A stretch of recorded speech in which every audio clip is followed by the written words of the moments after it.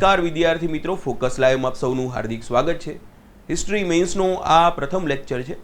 આજના લેક્ચરમાં આપણે બેઝિક અન્ડરસ્ટેન્ડિંગ ક્રિએટ કરવાના છીએ। પ્રથમ જે ટોપિક આપણો જે છે એ છે ઇન્ડસ વેલી સિવિલાઇઝેશન, એટલે કે સિંધુ ખીણની સભ્યતા, જેને આપણે હડપ્પન સભ્યતા તરીકે પણ ઓળખીએ છીએ। આ જે પ્રથમ આપણો ચેપ્ટર જે છે, પહેલો ટોપિક આપણે મુખ્ય પરીક્ષામાં જે છે વિદ્યાર્થી મિત્રો એ શહેરી સભ્યતા છે। આજે પહેલામાં પહેલો જે ટોપિક જે છે એના સૌથી પહેલી વસ્તુ આપણે યાદ રાખવાનું છે કે આ શહેરી સભ્યતા અર્બન સિવિલાઇઝેશન છે। હવે શરૂઆતમાં ડાયરેક્ટ સિંધુ ખીણની સભ્યતા સ્ટડી કરી નાખીશું તો બેકગ્રાઉન્ડમાં આપણે થોડુંક સમજવાની ખૂબ જરૂરિયાત જે છે એ છૂટી જશે। એટલે આજના સેશનમાં આપણે સિંધુ ખીણની સભ્યતાની ચર્ચા નથી કરવાના। આજે આપણે બેકગ્રાઉન્ડને આખું ડેવલપમેન્ટ સમજવાની કોશિશ કરવાના છીએ, જેમાં થોડુંક એન્થ્રોપોલોજી પણ આવી જવાનું છે। પરંતુ આ જે ટોપિક આજનો જે સેશન જે છે વિદ્યાર્થી મિત્રો એ એસે રાઇટિંગમાં પણ એટલો જ અગત્યનો છે। તમને લોકોને ત્યાં ફાયદો કરાવડાવશે અને તમારે જે અન્ડરસ્ટેન્ડિંગ જે ક્રિએટ કરવાની હોય છે કોઈ પણ વિષયને લઈને, કોઈ પણ ટોપિકને લઈને, એમાં પણ તમને લોકોને ફાયદો થશે કે કેટલું આપણે અલગ અલગ ડાયમેન્શનથી વિચારવાનું હોય છે। તો વિદ્યાર્થી મિત્રો આજે આપણે જે આપણો એન્શિયન્ટ પ્રાચીન ભારતના ઇતિહાસમાં જેટલા ટોપિક જે છે આપણે સિલેબસમાં ઓલરેડી આપણે મેન્શન કરી દીધું છે। આપણે જે આપણો માસ્ટર પ્લાન આપણે પ્રેઝન્ટ કર્યો છે તો એમાં એક એક ટોપિક આપણે બાયફોર્કેટ કરી નાખ્યા છે।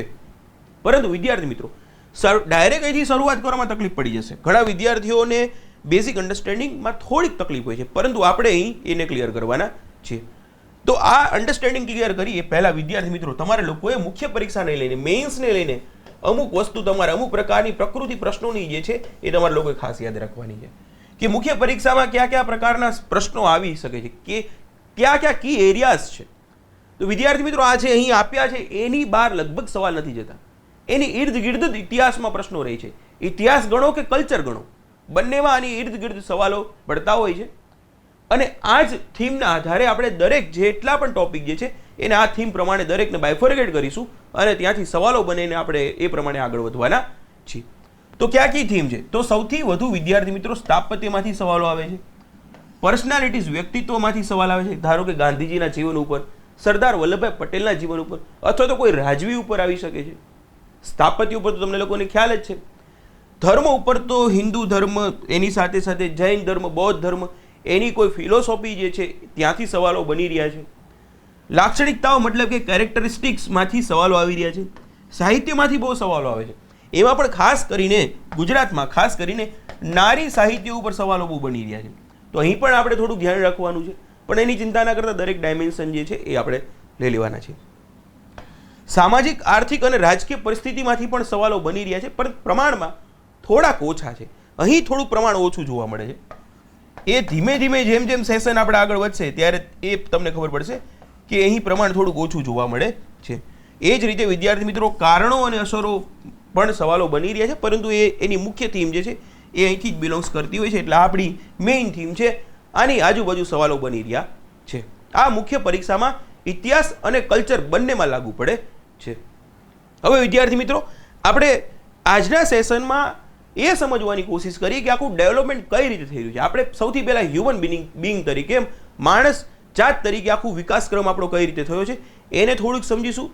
ત્યાર પછી આપણે જે પ્રાગ ઐતિહાસિક કાળ જે છે એની થોડીક ચર્ચા કરીશું। ત્યાર પછી આદ્ય ઐતિહાસિક કાળ શું છે, ઐતિહાસિક કાળ શું છે, એવી બેઝિક ઇન્ફોર્મેશન, એની સાથે ભાષા, બોલી અને લિપિ વચ્ચેનો તફાવત શું છે, એ બધી ચર્ચાઓ કરવાના છીએ।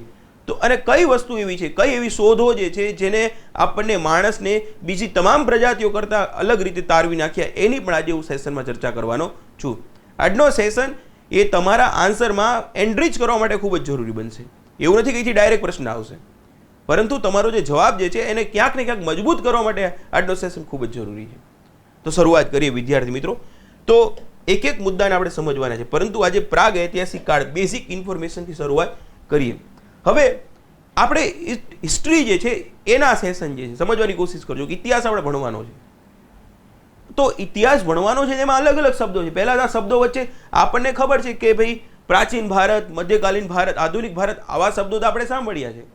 એની થોડીક આછી પાતળી આપણી પાસે માહિતી પણ છે, એમાં પણ બહુ બધા કન્ફ્યુઝન તો છે જ તે, પરંતુ એ આગળ જતાં સમજાવીશું। પરંતુ જે એક સવાલ જે વિદ્યાર્થીઓમાં હોય છે કે પ્રાગ ઐતિહાસિક કાળ એટલે શું, આદિ ઐતિહાસિક કાળ એટલે શું અને ઐતિહાસિક કાળ એટલે શું, એનો એક પ્રશ્ન હોય છે, એનું ફટાફટ તમને લોકોને એક બેઝિક ઇન્ફોર્મેશન આપી દઉં અને પછી આપણે આગળ નીકળીએ. હવે પ્રાગ ઐતિહાસિક, આદ્ય ઐતિહાસિક અને ઐતિહાસિક. અહીં પ્રાગ ઐતિહાસિક એટલે પ્રી હિસ્ટ્રી, અંગ્રેજીવાળા વિદ્યાર્થીઓ, ઇંગ્લિશ મીડિયમવાળા વિદ્યાર્થીઓ અહીં જે પ્રાગ ઐતિહાસિક છે એને પ્રી હિસ્ટ્રી કહેવાય છે. આદ્ય ઐતિહાસિક એટલે પ્રોટો હિસ્ટ્રી જે છે, અને અહીંથી તો હિસ્ટ્રીની ડાયરેક્ટ શરૂઆત થઈ જાય છે. તો ઇતિહાસ આપણે ઐતિહાસિક કાળ કહીએ છીએ બેઝિકલી. સામાન્ય તમને લોકોને ખબર છે કે જ્યાંથી લેખન કાર્યની શરૂઆત થાય છે આપણે એને ઐતિહાસિક કાળ ગણીએ છીએ. ભાષાની શરૂઆત થઈ અથવા તો એવું લખેલું હોય કે જ્યારથી ભાષાની શરૂઆત થઈ ત્યારથી આપણે એને ઐતિહાસિક કાળ કહીએ છીએ. આવું ક્યાંક ને ક્યાંક તમે લોકોએ પ્લસ માઇનસમાં કંઈક વાંચ્યું હશે, પરંતુ આજે આપણે એને વ્યવસ્થિત સમજવાની કોશિશ કરીએ. એને સમજવા માટે સૌથી પહેલાં આપણે એ સમજવાની કોશિશ કરીએ કે આ બોલી, લિપિ અને ભાષા વચ્ચેનો તફાવત શું છે. કારણ કે આ જ શબ્દો અંદર તમે ક્યાંક ને ક્યાંક લખેલા છે. આનો તફાવત જ્યારે બાયફર્કેટ કરતા હોય ત્યારે આ શબ્દો અંદર ક્યાંક ને ક્યાંક જોવા મળતા હોય છે. વિદ્યાર્થી મિત્રો, કોઈ પણ વસ્તુ આપણે બોલીએ છીએ એને અવાજ કાઢીએ છીએ, અલગ અલગ પ્રકારની આપણે ધ્વનિ કાઢીએ છીએ. તો એ જે ધ્વનિ આપણે આપણા ગળામાંથી એક પ્રકારની ધ્વનિ આપણે કાઢી રહ્યા છીએ, તો એક પ્રકારનું બોલી રહ્યા છીએ. તો આપણે જે પણ બોલીએ છીએ એ પ્રકારની બોલી છે. અત્યારે મારી પણ બોલી છે. આપણે અત્યારે સામાન્ય અર્થમાં એવું કહીએ છીએ, ધારો કે મારી બોલીમાં એક પ્રકારનો કાઠિયાવાડી ટોન ક્યાંક ને ક્યાંક જોવા મળે. આછો પાતળો તો આછો પાતળો. તો આ એક પ્રકારની મારી બોલી છે. કોઈકની મહેસાણાની ભાષા હશે, બોલી હશે, કોઈક કચ્છી બોલી બોલતું હશે, કોઈક સુરતી બોલી બોલતું હશે. અલગ અલગ પ્રકારની બોલી છે. આવું તમે લોકોએ સાંભળ્યું છે. પરંતુ આપણે જે બોલીએ છીએ વિદ્યાર્થી મિત્રો, એ શરૂઆતમાં આપણે બોલતા થયા ધીમે ધીમે ધીમે જેમ આપણી કોગ્નિટિવ એબિલિટી ડેવલપ થઈ એ પ્રમાણે આપણી જે ભાષા જે છે, બોલી જે છે એ પણ વિકસિત થઈ. ભાષા તો અલગ વસ્તુ છે, એ સમજાવું, એને જ આપણે સમજવાનું છે. તો જ્યારે આપણે અલગ અલગ શબ્દો આપણે કાઢીએ છીએ, અવાજ ધ્વનિ દ્વારા આપણે બોલી રહ્યા હોઈએ છીએ, તો શરૂઆતમાં આપણે એ જે બોલતા હોય છે એને કોઈ આકૃતિ નથી આપી હોતી. ધારો કે અત્યારે જે લખ્યું છે એ પ્રકારની આકૃતિઓ છે વિદ્યાર્થી મિત્રો. ધારો કે આ વર્ષોથી આપણે સમજાવ્યું એક પ્રકારની આકૃતિ જ છે વિદ્યાર્થી મિત્રો. આ તો ઘૂંટી ઘૂંટીને આપણે સમજાવ્યું છે કે ભાઈ આને આવી આકૃતિ હોય ત્યારે આપણે એને એ કહેવાનું, અ કહેવાનું. આ તો વર્ષો સુધી આપણે એ ફોર એપલ આવું ઘૂંટી ઘૂંટીને શીખડાયું છે કે આવી આકૃતિ દોરો ત્યારે તમારે એને એ કહેવાનું. પરંતુ હું તમને આવી એકાદી આકૃતિ આપું, તમને આનો અર્થ ખબર પડી? આનો કોઈ અર્થ નથી, એમને આમ જ દોરી છે. કદાચ અર્થ નીકળતો હોય તો મને ખબર નથી, પરંતુ એમને આમ દોરી નાખી. તો એક પ્રકારની આકૃતિ છે વિદ્યાર્થી મિત્રો. એ આકૃતિને આપણી જે ધ્વનિ જે છે, ધારો કે અ, તો આપણે આપણી પોતાની ધ્વનિ માટે અમુક પ્રકારની આકૃતિઓ જે છે એ બનાવી, અને જે આકૃતિઓ બનાવી આપણે એને નામ આપ્યું લિપિ. તો આપણી અમુક પ્રકારની બોલી હતી, એ બોલી માટે આપણા જે શબ્દો હતા, ધ્વનિ હતા. સમજો વિદ્યાર્થી મિત્રો કે આપણી અમુક પ્રકારની બોલી હતી, એ બોલી માટે આપણી જે ધ્વનિ હતી એના માટે આપણે અમુક પ્રકારના શબ્દો આપ્યા છે, એની માટે અમુક પ્રકારની આકૃતિઓ આપી છે, શબ્દો સોરી, એની માટે આકૃતિ આપી છે. આ આકૃતિ જ્યારે કોઈ બોલીમાં આકૃતિ ભેગી થાય ત્યારે આપણે એમ કહીએ છીએ ભાષા. હવે સમજો વિદ્યાર્થી મિત્રો કે ગુજરાતી ભાષા, તો ગુજરાતી ભાષાનો મતલબ શું છે કે એક પ્રકારની કોઈ નિશ્ચિત બોલી છે, એ બોલીની પોતે એની લિપિ છે, એની કોઈ સ્ક્રિપ્ટ છે. ફરીવાર સમજો વિદ્યાર્થી મિત્રો, આ ટોપિક ફરીવાર સમજાવું છું કે આપણે અમુક પ્રકારની ધ્વનિ કાઢીએ છીએ, અવાજ કાઢીએ છીએ. અવાજ સમજો,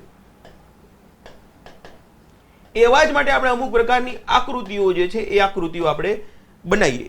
એ જે આકૃતિ બનાવી છે, ધારો કે અ, એ, તો આ બધી આકૃતિઓ શું છે? ધારો કે આવી મેં કોઈ આકૃતિ બનાવી હોય અથવા તો આવી કોઈ આકૃતિ બનાવી, તો તમને લોકોને ખબર નથી પડવાની, કારણ કે આપણા મગજમાં વર્ષો સુધી નાખ્યું નથી, પરંતુ આપણે નાખવામાં આવ્યું છે. તો જ્યારે આકૃતિઓ જે છે એ જ લિપિ છે. જે આપણે બોલીએ છીએ, આપણે જે અવાજ કાઢીએ છીએ, ધ્વનિ કાઢીએ છીએ, અવાજ કાઢીએ છીએ, એના માટેની કોઈ આકૃતિ એટલે લિપિ. જ્યારે કોઈ બોલી માટે કોઈ લિપિ પ્રસ્તુત થાય, જ્યારે કોઈ બોલીની કોઈ લિપિ હોય ત્યારે સામાન્ય અર્થમાં વિદ્યાર્થી મિત્રો, ત્યારે સામાન્ય અર્થમાં આપણે એને ભાષા કહીએ છીએ. તો સૌથી પહેલાં તમને લોકોને એવી ખબર પડી જોઈએ ભાષા એટલે શું. ગુજરાતી ભાષા મતલબ કે બોલીએ છીએ એની એક લિપિ તો છે જ તે. હિન્દી, તો હિન્દી ભાષા જે છે તો એની પણ લિપિ છે. ઇંગ્લિશ, તો એની પણ લિપિ છે. તો આપણે એમ કેમ કહીએ છીએ કે કાઠિયાવાડી બોલી? કારણ કે એની કોઈ પર્ટિક્યુલર આપણે લિપિ નથી બનાવી વિદ્યાર્થી મિત્રો.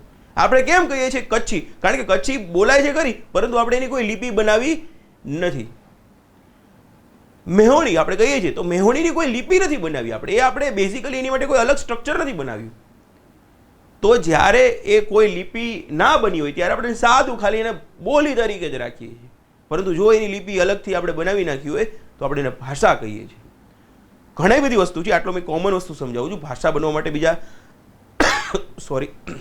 બીજા ઘણા બધા ડાયમેન્શન છે, પરંતુ આ સમજવા માટે આટલી વસ્તુ આપણે આટલું ઇનફ છે. તો વિદ્યાર્થી મિત્રો આ કેમાં સમજાવ્યું? તો ભાષા, બોલી અને લિપિ. તો વિદ્યાર્થી મિત્રો સમજવાની કોશિશ કરજો. ઇન શોર્ટ અહીં લિપિની જ વાત છે, પરંતુ ભાષા કહીએ છીએ એટલે આપણે અમુક વાર ભાષા લખ્યું, અમુક વાર લિપિ લખ્યું હોય.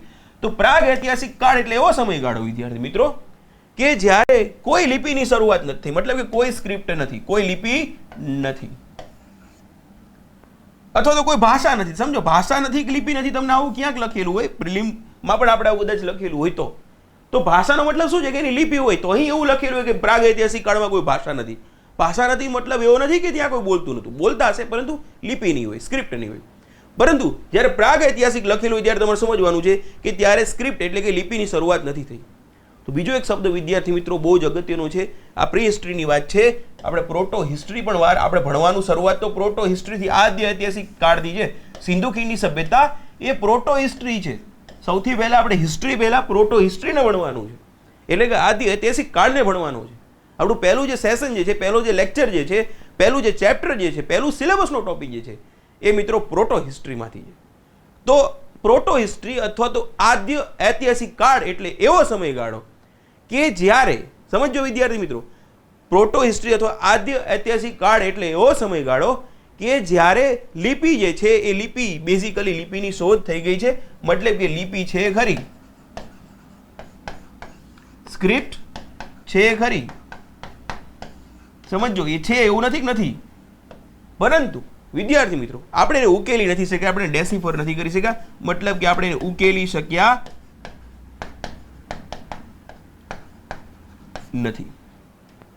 પરંતુ જ્યારે આપણે અશોકના એડિક્ટ્સ, અશોકના શિલાલેખો, અશોકના લખાણો જે છે એને જેમ્સ પ્રિન્સેપ જ્યારે એને એ બ્રાહ્મી લિપિ જે છે એને ઉકેલી કાઢે છે, ભાષાને આખી ઉકેલી કાઢે છે, ત્યારે આપણે શું કહીએ છીએ કે હવે આપણી ઐતિહાસિક યુગની શરૂઆત થઈ. તો અશોકના શિલાલેખથી આપણે શું કહીએ છીએ કે આપણી ઐતિહાસિક યુગ, જ્યારે આપણે લખાણ જે છે એને ઉકેલી શક્યા છીએ, મતલબ કે ભાષાની શરૂઆત થઈ ગઈ છે અને આપણે એને ઉકેલી પણ શક્યા છીએ. ફરીવાર વિદ્યાર્થી મિત્રો સમજવાની કોશિશ કરજો કે બોલી એટલે બોલી છે, એની માટેની કોઈ આકૃતિ હોય, એની માટેની કોઈ લખાણ હોય, એને આપણે લિપિ કહીએ છીએ. જ્યારે લિપિ કોઈ બોલી માટે બને ત્યારે આપણે ભાષા કહીએ છીએ. તો પ્રાગ ઐતિહાસિક સમયગાળો એટલે એવો સમયગાળો કે જ્યારે કોઈ લિપિ નથી અથવા કોઈ ભાષા નથી, એવું પણ બોલો તો સાચું છે. પરંતુ આદ્ય ઐતિહાસિક સમયગાળો એટલે એવો સમયગાળો કે ભાષા છે ખરી, લિપિ છે ખરી, ભાષા છે, લિપિ છે, પરંતુ આપણે લિપિને ઉકેલી શક્યા નથી. તમને લોકોને ખ્યાલ છે કે સિંધુ ખીણની સભ્યતામાં જે લિપિ જે છે એ ચિત્રાત્મક લિપિ છે, પિક્ટોરલ લિપિ છે. એને બોસ્ટ્રોફોડન પણ કહેવામાં આવે છે, સર્પાકાર છે. એ આપણે આગળ ચર્ચા કરવાના છીએ આજના પછીના સેશનમાં. તો આટલી વાત આપણે યાદ છે, પરંતુ અહીં આપણે ઉકેલી નથી શકીએ. જ્યારે ઉકેલી કાઢીશું તો આપણે આને પણ આપણે કહીશું કે આ તો ઐતિહાસિક સમયગાળો છે. પણ અશોકના શિલાલેખથી આપણે ખ્યાલ પડી ગયો કે ભાઈ અહીંથી આપણું બેઝિકલી આપણું અન્ડરસ્ટેન્ડિંગ જે છે, અહીંથી આપણું જે આપણે, કારણ કે ભાષાથી ખબર પડી ગઈ કે અહીંથી કેમ આપણને બધી માહિતી મળી જાય છે. હવે આ બાયફર્કેશન કેમ કર્યું, અહીંથી શરૂઆત થઈ ગઈ છે. તો ઇતિહાસકારો બાયફર્કેશન, આ જે ભેદભાવ અથવા જે વિભાજન કર્યું છે, ભેદભાવ તો ના કહેવાય પણ વિભાજન જે કર્યું છે એ વિભાજન ઇતિહાસને સમજવા માટે કર્યું છે. વિદ્યાર્થી મિત્રો આપણને લાગે કે ઇતિહાસ ખાલી એવું એવિડન્સ બેઝ વિષય નથી એવું ઘણા વિદ્યાર્થી માને. એકદમ એવિડન્સ બેઝ આખો આ વિષય જે છે. અહીંથી આપણને કેમ આ ટોપિક લે, આ રીતે બાયફર્કેટ કેમ કરે છે? ધારો કે પ્રાગ ઐતિહાસિક કાળમાં કોઈ ભાષા નથી, તો આપણે શેનો આપણે ખનનનો સહારો લેવાના છે વિદ્યાર્થી મિત્રો.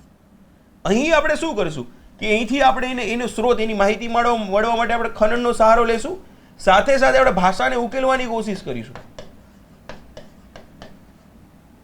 અને અહીંથી તો આપણી પાસે ભાષા છે તો ભાષાનો આધાર તો લેશું, અને એને સાચું નહીં માની લઈએ, કારણ કે ભાષામાં તો અમુક વાર ગમે લખી નાખ્યું હોય.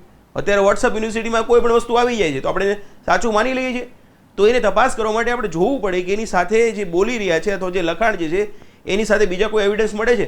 તો અહીં ઐતિહાસિક શાળાના બીજા જે પુરાવાઓ જે છે એને માપવામાં આવે છે, એને તપાસ કરવામાં આવે છે.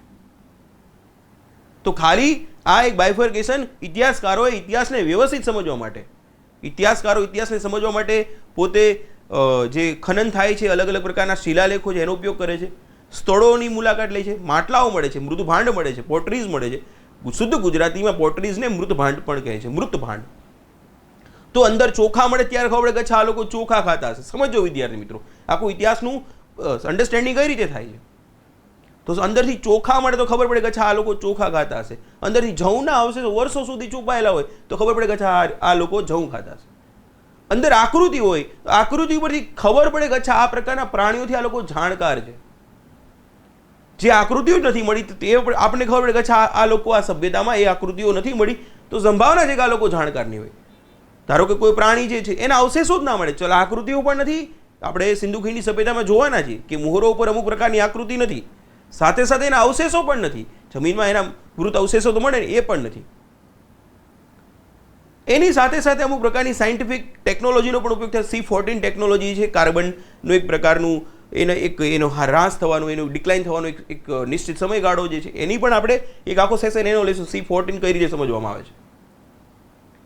એની સાથે વિદ્યાર્થી મિત્રો હાલમાં DNA આધારિત સ્ટડી પણ થઈ રહી છે. સમજો કેટલું સાયન્ટિફિક આખું આપણી હિસ્ટ્રી જે છે એક પ્રકારનું સાયન્ટિફિક સ્ટડી આખું થઈ રહ્યું છે. ખાલી લખાણથી વાતોથી ઇતિહાસનું નિર્માણ નથી થતું. સોરી. તો આટલી વસ્તુ આપણે ખાસ યાદ રાખવાની છે. અહીં આપણી મુખ્ય પોઈન્ટ આટલા આપણે સૌથી પહેલા જોવાના છે. વિદ્યાર્થી મિત્રો, તો આપણે વાત કરી પ્રમાણે કે આપણે સૌથી પહેલાં પહેલો ટોપિક જે છે હડપ્પન સભ્યતા સ્ટડી કરતા પહેલા આપણે એ સમજવાની કોશિશ કરીએ કે બેઝિકલી આ તો બધી ગ્રામીણ સભ્યતાઓ છે, તો એના પહેલા આપણે કઈ રીતે આવે. તો વિદ્યાર્થી મિત્રો હજી એક વસ્તુ ખાસ યાદ રાખવાની છે. એક શબ્દો થોડા ઘણા અહીં મેં મેન્શન કર્યા છે, તમારે લોકો યાદ રાખવાના છે. અહીં મેં સ્ટોન એજ લખ્યું છે, એ તમારે લોકો ખાસ યાદ રાખવાનું છે. પ્રાગ ઐતિહાસિક કાળમાં બહુ લાંબો સમયગાળો છે, મિલિયન્સ ઓફ યર્સ ચાલે છે. ત્યાર પછી બ્રોન્ઝ એજ, એ હડપ્પન સભ્યતાને બ્રોન્ઝ એજ કહેવામાં આવે છે. આયરન એજની શરૂઆત આપણે વૈદિક સભ્યતાથી થાય છે. ઈસવીસન પૂર્વે 1000 વર્ષ પહેલા 1000 BC સૌથી પહેલા લોખંડની શોધ થઈ જાય છે. આપણે આની ચર્ચા વ્યવસ્થિત ડિટેલમાં કરવાની છે, પરંતુ વૈદિક સમયગાળો જે છે એને આયરન એજ કહેવામાં આવે છે. હડપ્પન સભ્યતાને બ્રોન્ઝ એજ, અને જે પ્રાગ ઐતિહાસિક સમયગાળો જે છે એને આપણે સ્ટોન એજ કહીએ છીએ. તો અહીં સ્ટોન એજ એટલે કે પથ્થરયુગ, સાથે સાથે બ્રોન્ઝ એટલે કાંસ્યયુગ, અને આયરન એજ એટલે લોહયુગ. આટલી એક બાયફર્કેશન તમારે લોકોએ સમજવાનું છે. તો આ પહેલાં પહેલી વસ્તુ. હવે બીજું સાથે સાથે અન્ડરસ્ટેન્ડિંગ એ ક્રિએટ કરવાનું છે વિદ્યાર્થી મિત્રો. અહીં તમે જોઈ શકો છો કે અહીં આપણે શું વાત કરી કે અહીં આ ટોપિક કેવો છે, તો આ બેઝિકલી પ્રી હિસ્ટ્રી છે. આપણે જે ચર્ચા કરી એમાં આ પોર્શન શેમાં આવે છે, તો આ પ્રી હિસ્ટ્રીમાં આવે છે. અને આ જે પોર્શન જે શરૂ હડપ્પાથી લઈને વૈદિક ને બધું એ વિદ્યાર્થી મિત્રો એ પ્રોટો હિસ્ટ્રીમાં આવે છે. અને અહીંથી મૌર્ય યુગના અશોકના શિલાલેખથી બેઝિકલી અશોકના શિલાલેખો ઉકેલાય છે, એના કારણેથી આપણે હિસ્ટ્રીની રીતસરની શરૂઆત થાય છે. તો મેં તમને લોકોને વાત કરી કે આ શબ્દોને હવે આપણે તમને લોકો આખું વસ્તુ બાયફર્કેટ કરતા તમને લોકોને ખ્યાલ પડી ગયો છે કે આ મેં અત્યારે તમને તોડ્યું છે. તો આ તોડ્યું છે એનો મતલબ શું છે કે આ પ્રાગ ઐતિહાસિક સમયગાળો અને અહીંથી મૌર્ય યુગથી આપણે રીતસરની શરૂઆત થઈ જાય છે. તો આપણી તમને લોકોને યાદ છે, તો આદ્ય ઐતિહાસિક સમયગાળામાં તમને લોકોને ખ્યાલ છે કે ઇન્ડસ વેલી સિવિલાઇઝેશન, વૈદિકનો આપણે અંદર ત્યાં સમાવેશ કરી શકીએ છીએ. મહાજનપદ કાલીન જે સમાજ જે છે એનો સમાવેશ કરી શકીએ. જૈન અને બૌદ્ધનો જે પરંપરાની શરૂઆત જે થઈ છે એમાં પણ બેઝિકલી આપણે આ ઐતિહાસિક સમયગાળામાં લઈશું. પરંતુ એના લખાણો મળે છે, સમજો વિદ્યાર્થી મિત્રો, અહીં આ ટોપિક એટલા માટે અગત્યનો છે. પરંતુ એના જે લખાણો આપણી પાસે ઉપલબ્ધ જે છે એના કારણે જૈન અને બૌદ્ધ ધર્મની ઇન્ફોર્મેશન જે મળે છે આપણને, એને આપણે હિસ્ટ્રીમાં આપણે ગણીએ છીએ. કારણ કે એમાં લખાણો પછી પાછળ જતા મળે. જ્યારથી લખાણો મળવાનું શરૂ થઈ ગયું તો આપણે એને રીતસરની લખાણો મળે છે, એના કારણે એનું જે એવિડન્સ છે એને આપણે હિસ્ટોરિકલ એવિડન્સ ગણીએ છીએ, કારણ કે આગળ જતા એના લખાણો ઉપલબ્ધ થઈ જાય છે. તો આ એક પ્રકારનું બાયફર્કેટ જે છે, શરૂઆતમાં આટલી જ વસ્તુ સમજવાની છે. અમુક વાર તમને લોકોને કન્ફ્યુઝન થાય તો વારંવાર જોઈ લેજો. તમે લોકો ઓલરેડી હિસ્ટ્રી વાંચેલી છે એટલે તમને લોકોને ઘણી બધી માહિતી છે, એના કારણે આપણે તમને લોકોને સમજવામાં પણ આ થોડુંક સરળ રહેશે. તો સૌથી પહેલાં ફરીવાર કે પ્રી હિસ્ટ્રી, જેને સ્ટોન એજ કહેવામાં આવે છે. ત્યાર પછી પ્રોટો હિસ્ટ્રીમાં બ્રોન્ઝ એજ પણ આવે છે, આયરન એજ પણ આવે છે. મહાજનપદ, જૈન અને બૌદ્ધનો સમાવેશ કરીએ છીએ. પરંતુ આગળ જતાં આપણે રીતસરની શરૂઆત મૌર્યથી અશોકથી થાય છે. લખાણો ધીમે ધીમે જૈન ધર્મ અને બૌદ્ધ ધર્મના લખાણો આપણી પાસે લખાણ સ્વરૂપમાં ઉપલબ્ધ છે, એટલે આપણે એને હિસ્ટ્રીમાં ગણીએ છીએ. તો આ એક પ્રકારની બેસિક ઇન્ફોર્મેશન વિદ્યાર્થી મિત્રો થઈ ગઈ. હવે વિદ્યાર્થી મિત્રો, આ તો ચર્ચા મેં તમને લોકોને બાયફર્કેશન કઈ રીતે થાય એની ચર્ચા કરી હતી, પરંતુ આપણે હ્યુમન તરીકે, માણસ તરીકે આખું ડેવલપમેન્ટ કઈ રીતે થાય છે એની હું ચર્ચા હવે પ્રી હિસ્ટ્રી, પ્રાગ ઐતિહાસિક કાળની બેઝિક ચર્ચા આજના સેશનમાં કરવાના છીએ, જેથી તમને લોકોને થીમ આખી ખબર પડે કે આપણે જે પ્રથમ શહેર જે છે ત્યાં સુધી કઈ રીતે પહોંચીએ છીએ. આજના સેશનમાં આપણે શહેરનું નિર્માણ કરવા માટેનો આખો સેશન છે કે આખું શહેર જે છે સિંધુ સભ્યતાઓમાં એનું નિર્માણ કઈ રીતે થાય છે. હવે આપણે એ એપની સ્પીસીસ છીએ. એપની સ્પીસીસમાં હ્યુમિનિડ્સ પણ કહી શકીએ છીએ. આ બેઝિકલી એપની સ્પીસીસમાં આપણો સૌથી પ્રથમ માણસ જેણે પથ્થર પકડ્યો હોય. સમજો આનો અંગૂઠો બહુ અગત્યનો છે. આ જે માણસ જે છે તમે આનો અંગૂઠો જોઈ શકો છો, આણે ક્રાંતિ કરી નાખી છે.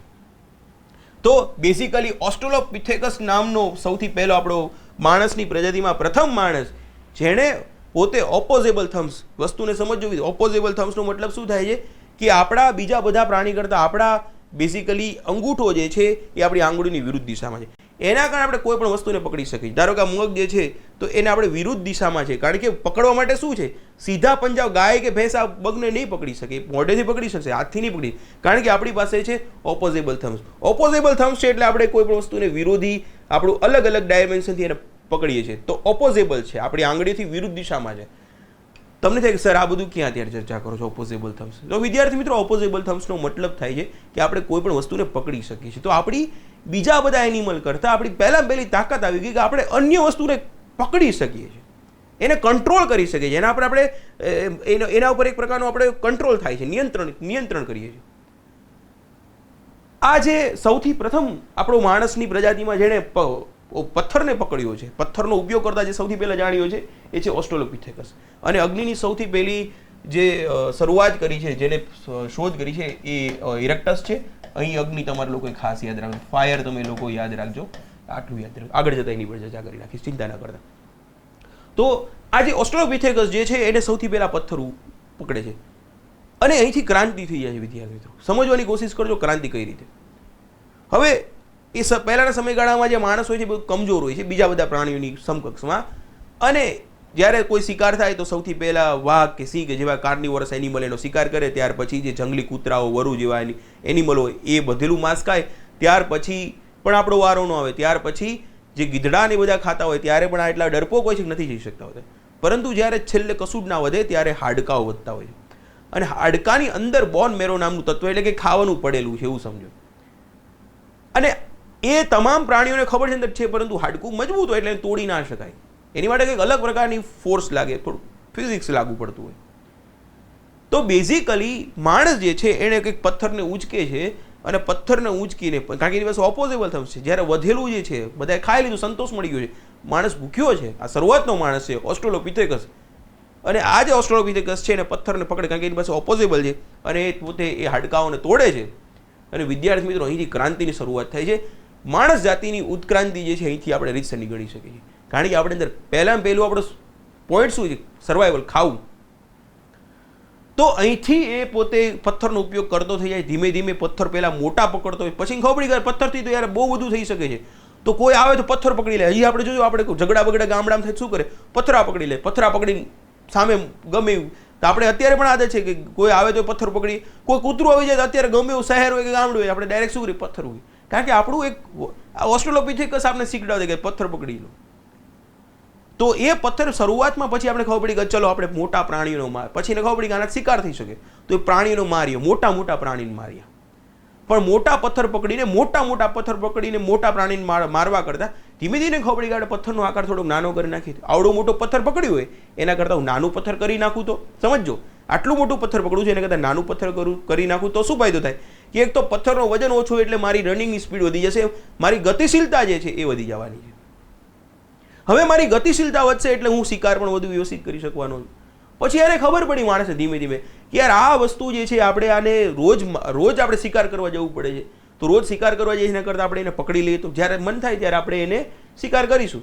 સમજો વિદ્યાર્થી મિત્રો, સૌથી પહેલું ડોમેસ્ટિકેશન એટલે પ્રાણીઓને પાળવાની શરૂઆત થઈ ગઈ, પરંતુ એ ડેરી પ્રોડક્ટ્સ માટે નથી, દૂધના ઉત્પાદનો માટે નથી.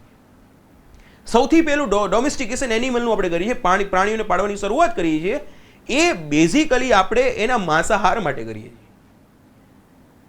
અને ધીમે ધીમે ખબર પડે છે કે અચ્છા આ તો 1 ના 2, 2 ના 4, 4 ના 8 થાય છે. આપને ખબર પડે રીપ્રોડક્શન કે સ્ત્રી અને પુરુષને જે એનિમલ જે છે કોઈ પણ સ્પીસીસ જે છે એને જોડે રાખવાથી એમના જે રીપ્રોડક્શનનો સિદ્ધાંત માણસ ખબર પડે છે, એટલે ઓર વધુ રાખે છે. એટલે વિચારે છે આને મારવાની ક્યાં જરૂર છે, તો દૂધ આપે છે. સમજો આખી સાયકલ. આવી જ પરિસ્થિતિમાં માણસ પેલા પથ્થર તો ભટકાડતો જ હોય છે, અને પથ્થર ભટકાડતા એમાં તિખારાઓ થવા લાગે છે. અને જે પથ્થર ભટકાડતો હોય છે, પથ્થર ભટકાડતા તિખારા થવા હોય છે. તો વિદ્યાર્થી મિત્રો, આશરે 1.8 મિલિયન યર્સ એગો, 1.8 વર્ષ મિલિયન વર્ષ પહેલા હોમો ઇરેક્ટસના સમયગાળામાં, જેને આપણે આગળ જતા કયો સમયગાળો છે પણ તમને લોકોને કહીશ, આપણે પાષાણ યુગ, મધ્ય પાષાણ યુગમાં આવે છે અને નૂતન પાષાણ યુગ. તો મધ્ય પાષાણ યુગમાં બેઝિકલી હોમો ઇરેક્ટસ નામનું જે માણસની પ્રજાતિ છે, સ્પીસીસ જે છે, એણે અગ્નિની શોધ કરી નાખે છે. અગ્નિની શોધ થઈ જાય છે એટલે આપણે પકવેલું ફૂડ ખાઈએ છીએ, એટલે કે આપણે બાર્બેક્યુ કરેલું ફૂડ ખાઈએ છીએ. એટલે આપણા આંતરડાઓને જે કાચું માંસ અથવા તો કાચું ખોરાક ખાતા હોય છે, એ જે તકલીફ પડતી હોય છે, તકલીફ ઓછી પડે છે. આપણી ઉર્જા જે છે એ શરીરમાં, હવે ત્યારે તો માણસ બેઠાડું જીવન નથી, દોડ કરતો હોય છે, એટલે ઉર્જા જશે ક્યાં? એટલે એ ઉર્જાઓ જે છે એ આપણા મગજમાં પહોંચે છે. અને આ જે આપણા મગજમાં આખી ઉર્જાઓ પહોંચે છે એના કારણે આપણી જે કોગ્નિટિવ એબિલિટી, વસ્તુને સમજવાની જે ક્ષમતા જે છે એ તમામ પ્રાણીઓ કરતાં કંઈક અલગ વિશેષ આગળ નીકળી જાય છે. અને અહીંથી હ્યુમન સ્પીસીસ જે છે એ બીજા બધા કરતાં ધીમે ધીમે બીજા બધા જ પ્રાણીઓ, તમામ સ્પીસીસ કરતાં આગળ નીકળી જાય છે. અને વિદ્યાર્થી મિત્રો, આપણી હ્યુમન સ્પીસીસમાં આપણે અત્યારે હોમો સેપિયન્સ છીએ, આપણે એટલા બધા તાકાતવર, જો ફિઝિકલી તો નિએન્ડરથલ આપણી કરતાં તાકાતવર હોય છે, પરંતુ બેઝિકલી એવું કહેવાય છે કે આપણે નિએન્ડરથલ સાથે આપણી સાથે સમાવેશન થઈ ગયો, બેઝિકલી બંનેની બ્રીડ ભેગી થઈ ગઈ, અથવા તો એવું કહેવાય છે કે ફિઝિકલી તાકાતવર હોવા છતાં પણ આપણે બેઝિકલી નિએન્ડરથલ જે છે એને લગભગ સાફ કરી નાખ્યા. ઇરેક્ટસ બિરેક્ટસને આ રીતે જ આપણે સાફ કરી નાખ્યા હતા. પરંતુ આપણી પાસે અત્યારે હ્યુમનની, માણસ જાતમાં એક જ સ્પીસીસ વધી છે. એન્વાયરમેન્ટના દ્રષ્ટિકોણથી આપણે જોઈએ ત્યારે ખબર પડે કે ભાઈ એક સ્પીસીસ વધે ત્યારે શું થાય કે એને જ્યારે કોઈ ધારો કે કોરોના વાયરસ આવે તો બેઝિકલી અલગ અલગ સ્પીસીસ હોવાની જરૂરિયાત હતી વિદ્યાર્થી મિત્રો. એવું નથી કે એક પછી એક સ્પીસીસ આવે, એક પછી એક સ્પીસીસનું ડેવલપમેન્ટ થતું હોય, પરંતુ એક સાથે ત્રણ સ્પીસીસ રહી શકે છે, હોય છે. નિએન્ડરથલ અને હોમો સેપિયન્સ સાથે જ હોય છે. પરંતુ જ્યારે કોરોના વાયરસ આવશે ત્યારે વિદ્યાર્થી મિત્રો કેમ બહુ બાયોડાયવર્સિટી જેમ શબ્દ જે છે કેમ આવ્યો છે? ડાયવર્સિટી કેમ સ્પીસીસની હોવી જોઈએ? કારણ કે જ્યારે કોરોના વાયરસ ધારો કે આ સ્પીસીસને ખતમ કરી નાખી તો આ સ્પીસીસને અસર નહીં કરે, કારણ કે થોડાક જેનેટિકલ ચેન્જીસ એમાં જોવા મળતા હોય છે. આપણે, તમને લોકોને ખ્યાલ છે કે આપણે લાયનમાં પણ એક વાયરસ જોવા મળતો, એનું નામ અત્યારે ભૂલી ગયો છું. તો કેમ ચિંતા વધી ગઈ? કારણ કે આપણી પાસે એશિયાટિક લાયન ખાલી ગીરમાં જ છે, એનું લોકેશન પણ બીજું નથી. તો જ્યારે મૃત્યુ થશે ત્યારે 22 સીઓનું મૃત્યુ થઈ ગયું હતું. તો એના કારણે આ સ્પીસીસ જે છે એની ડાયવર્સિટી એટલી જ અગત્યની છે. પરંતુ આપણે પાછા બેક ટુ હિસ્ટ્રી આવી જઈએ કે આ રીતે આપણી પાસે બેઝિકલી આપણે પથ્થરનો ઉપયોગ કર્યો, અગ્નિનો ઉપયોગ કર્યો અને એ રીતે આપણે ધીમે ધીમે આગળ વધ્યા. વિદ્યાર્થી મિત્રો, સાથે સાથે આપણે એ પણ સમજવાનું છે, જોઈ શકો છો તમે કે અહીં ઓસ્ટ્રેલોપિથેકસ છે, હિરેક્ટસ છે, એના સમયગાળામાં અગ્નિની શોધ થાય છે. અહીં પથ્થરનો ઉપયોગ સૌથી પહેલા કરતો થઈ જાય છે. અને હોમો સેપિયન્સ જે પોતાના સમકક્ષ હોય છે નિએન્ડરથલ એને સાફ કરી નાખે. વિદ્યાર્થી મિત્રો, હજી એક સ્પીસીસ જે છે, કદાચ એનું નામ અહીં કદાચ અહીં મેન્શન, જો આ ઓપોઝેબલ થમ્સ તો મેં તમને લોકોને કહી દીધું છે. એક ફ્લોરોસેન્સિસ નામની એક હ્યુમન સ્પીસીસ હોય છે, એ 3 ફૂટની જ હોય છે.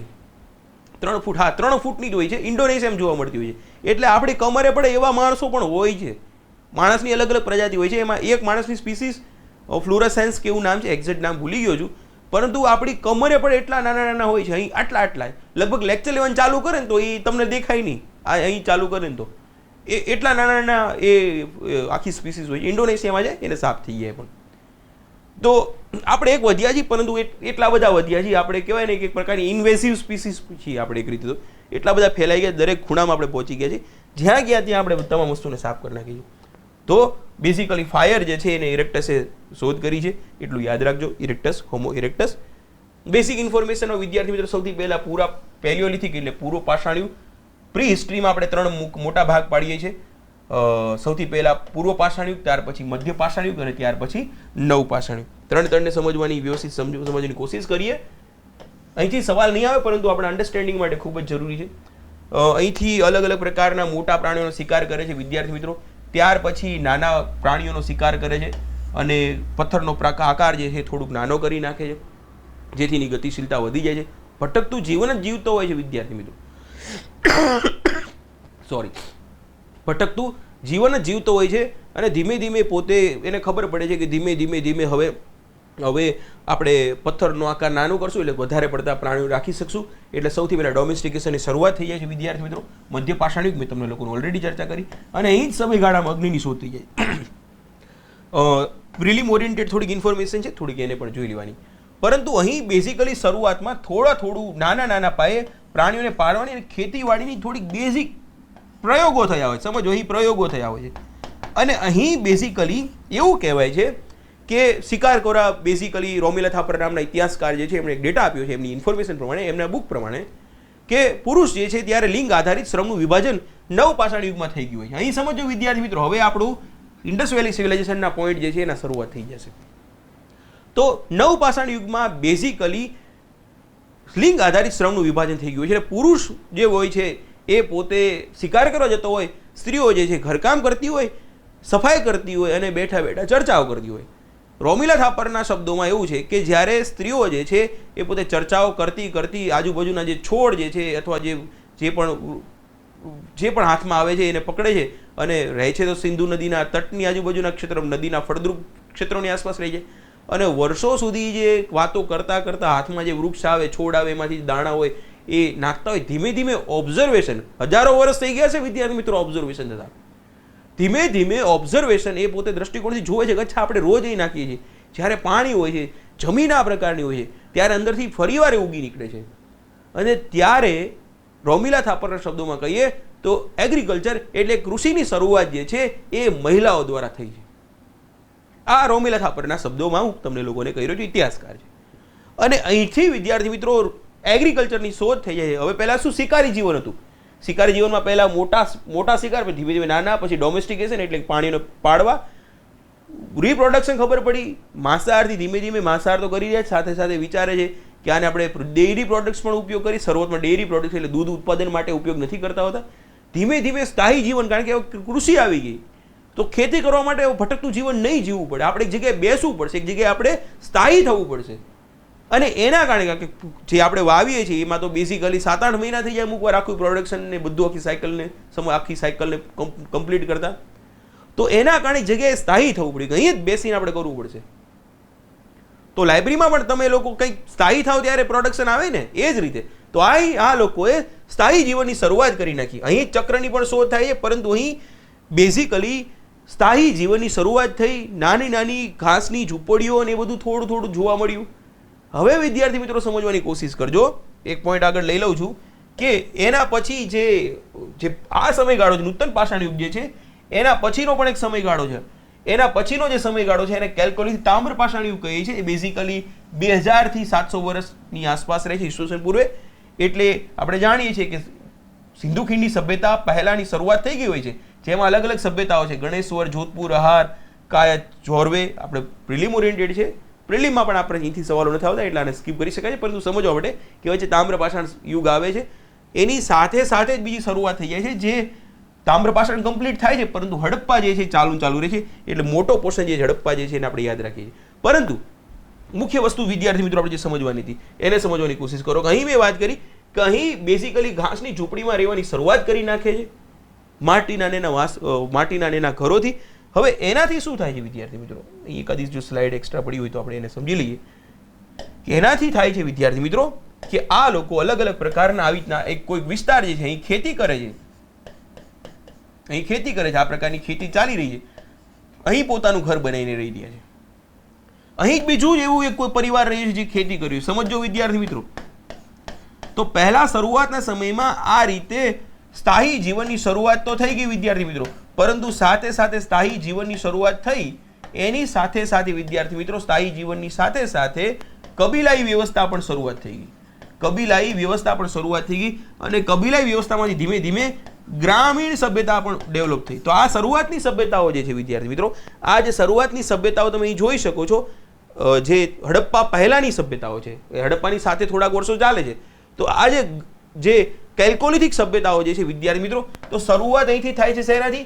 ગ્રામીણ સભ્યતાઓથી. તો અહીં સૌથી પહેલા આપણે ગ્રામીણ સભ્યતાઓ પણ જોવા મળે. કઈ રીતે? ફરીવાર સમજો વિદ્યાર્થી મિત્રો કે અહીંથી સ્થાયી જીવન જીવતા થઈ ગયા, ત્યાર પછી એમાંથી કબીલાઈ વ્યવસ્થા આવી, થોડા થોડા કબીલાઓ ભેગા થયા અને એ રીતે એક ગામનું નિર્માણ થયું, એક નાનકડા એવા ગામડા બની ગયા. હવે અહીંથી આપણે અલગ રીતે સમજો કે અહીં આ એક ગામ છે, આ બીજું ગામ છે, આ ત્રીજું ગામ છે, આ ચોથું ગામ છે, આ પાંચમું ગામ છે, અલગ અલગ પ્રકારના ગામ છે. સમજી શકો કે આ ધારો કે આપણે ગામડાઓના નામ જ લખીએ, એ આધારે તમને લોકોને સમજવાની કોશિશ કરજો, તમને લોકોને એનાથી વધુ વ્યવસ્થિત સમજાશે. હવે સમજો કે અલગ અલગ પ્રકારના ગામડાઓ છે, આપણે એના નામ પણ આપીએ. ધારો કે આ જે ગામડું જે છે વર્ષો પહેલાનું ગામડું છે, એનું નામ આપણે સર્ગાસણ. સર્ગાસણ. આનું નામ આપણે કુડાસણ. આનું નામ આપણે રાયસણ. આનું નામ આપણે કોબા. અને આનું નામ આપી દઈએ આપણે XYZ. યાદ ન થતું, આટલા ગાંધીનગરની આસપાસ આટલા ગામડાઓ છે એટલે યાદ આવી. આ બધા સરગાસણના બધા ગામડાઓ છે એટલું યાદ રાખજો વિદ્યાર્થી. તમારે એ જ સમજવાનું છે શહેરોનું નિર્માણ કે. હવે વિચાર કરો કે આ બધા ગામડાઓ જે છે એને પોતે અલગ અલગ પ્રકારનું ઉત્પાદન કરી રહ્યા છે. હવે ઉત્પાદન કરે ધીમે ધીમે એવું થાય છે વિદ્યાર્થી મિત્રો કે આજુ જે ગામડાઓ જે છે એ પોતે તમામ ગામડાઓમાંથી અહીંથી અહીં કંઈ કોઈકને અહીં લેવા જવું છે, કંઈકને અહીં લેવા જવું છે, કોઈકને અહીં લેવા, કોઈ વસ્તુ કોઈ ઉત્પાદન કરી રહ્યું છે, અલગ અલગ જગ્યાએ જતા હોય. તો આ લોકોએ બધા ધીમે ધીમે વ્યવસ્થા એવી નક્કી થઈ કે બધા કોઈ કોમન સેન્ટર ઉપર પોતાની વસ્તુઓ લઈને આવી ગયા. સમજો, બધા પોતાની કોમન વસ્તુઓ લઈને એક જગ્યાએ આવી જાય છે. એના કારણે શું થાય છે, કहीं પોતે એક ઉત્પાદક વર્ગ એટલે કોઈ નિર્માતાઓ આવે છે અને કોઈ ખરીદનાર આવે છે. હવે આનાથી થાય છે કેવું કે એક પ્રકારની ઇકોનોમી, એક અર્થવ્યવસ્થા બને છે. તમે જ વિચાર કરો કે ગાંધીનગર જે છે એમાં શું થાય છે કે સૌરાષ્ટ્ર, ઉત્તર ગુજરાત, દક્ષિણ ગુજરાત, કચ્છ તમામ પ્રદેશમાંથી અલગ અલગ શિક્ષકો જે છે અહીંયા આવ્યા, નિર્માતાઓ. અને અહીં સાથે સાથે દરેક ક્ષેત્રમાંથી અલગ અલગ સ્ટુડન્ટ જે છે એ પણ અહીં આવે. કારણ કે અમુક વિદ્યાર્થીઓ હશે જે ઉત્તર ગુજરાતનો હશે જેને ભણવું હશે કોઈક સૌરાષ્ટ્રના શિક્ષક પાસે, કોઈક સૌરાષ્ટ્રનો વિદ્યાર્થી હશે જેને ભણવું હશે કોઈક દક્ષિણ ગુજરાતના કોઈ શિક્ષક પાસે. તો એક એવું માર્કેટ, એક એવી બજાર કે જ્યાં તમામ લોકો આવી શકે. એક પ્રકારની જો બજારનો બહુ આપણે નેગેટિવ અર્થ લઈએ છીએ પરંતુ આ જ વસ્તુ છે. તો જ્યારે કોઈ કોમન માર્કેટ બને ધીમે ધીમે એ શહેરો તરફ એ શહેરો બને છે. અને આ જ રીતે વિદ્યાર્થી મિત્રો આખી શહેરી સભ્યતાઓ ધીમે ધીમે ડેવલપ થાય છે. અને આ જ રીતે આપણે આગળ જઈને આપણે જે પહેલું ચેપ્ટર આપણે સ્ટડી કરવાનું છે એ છે સિંધુ ખીણની સભ્યતા. સિંધુ ખીણની સભ્યતામાં આપણે વાત કરી પ્રમાણે કે આ શહેરી સભ્યતા છે, તો શહેર સુધી તમને લાવવા માટે આખું ડેવલપમેન્ટ સમજવા માટે આપણે આજના સેશનની ચર્ચા કરી છે. તો વિદ્યાર્થી મિત્રો આજનો સેશન આપણે અહીં જ પૂર્ણ કરીએ. હવે પછીનો જે સેશન હશે એ ઇન્ડસ વેલી સિવિલાઇઝેશન હશે. મેઇન્સ ઓરિએન્ટેડ ફૂલ ચર્ચા હશે, જ્યાં અન્ડરસ્ટેન્ડિંગ ક્રિએટ કરવાનું છે ત્યાં કરશું, સમય પણ લઈશું અમુક જગ્યાએ જરૂરી હશે.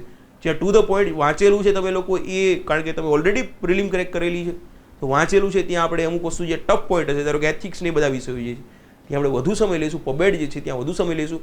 કોઈ કોમ્પ્લિકેટેડ અન્ડરસ્ટેન્ડિંગ વાળો ટોપિક હશે ત્યાં વધુ સમય લઈશું.